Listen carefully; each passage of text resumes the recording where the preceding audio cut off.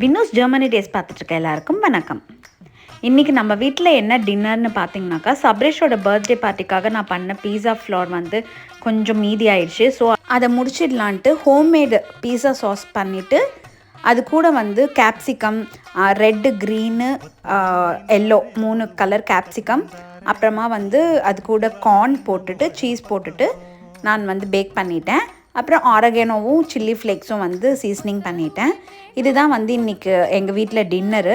நம்மளுக்கு என்ன தான் பீஸா பர்கராக இருந்தாலும் தோசை இட்லி இறங்கினாதாங்க அது வந்து நல்லாயிருக்கும். அதுவும் தோசை மஸ்ட் டின்னராக இருக்கும் எப்போவுமே எனக்கு.